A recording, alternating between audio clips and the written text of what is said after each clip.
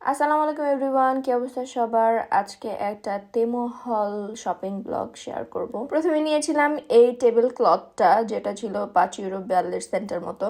So এইটার quality আমার কাছে মোটামুটি লেগেছে, ভালোই, খারাপ না। তারপর নিয়েছিলাম দুইটা লেগিংস, যেটার প্রাইস ছিল 7 ইউরো 5 সেন্ট। আমি ভেবেছিলাম মাইনাসের সময় এগুলো ইউজ করব, বাট এইগুলো আসলে খুবই পাতলা ছিল, এগুলো আসলে মাইনাসে কাজে আসবে না।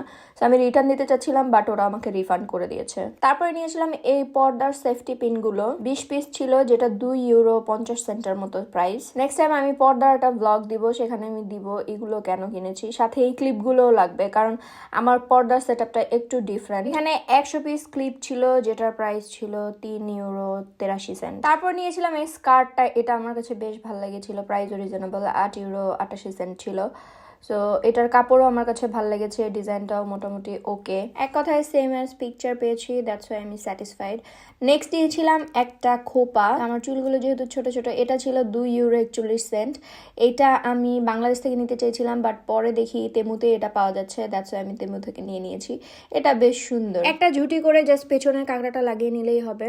তারপর একটা মেসি বান অর্ডার করেছিলাম, যেটা খুবই পাতলা ছিল, 1 ইউরো 77 সেন্ট ছিল এটার প্রাইস। এইটা আমার কাছে মোটামুটি লেগেছে, কারণ এটা অনেক পাতলা ছিল। তারপর নিয়েছিলাম একটা পটেটো ম্যাশার, এটা বেশ ভালোই মজবুত ছিল, আর এটার প্রাইস ছিল 2 ইউরো 72 সেন্ট। এটা আমি যে কোনো ভর্তা ম্যাশ করায় কাজে লাগাতে পারবো, ডাল ঘুটনির পারপাসে ইউজ করতে পারবো, যেহেতু এটা স্টিলের, গরমে কিছুই হবে না।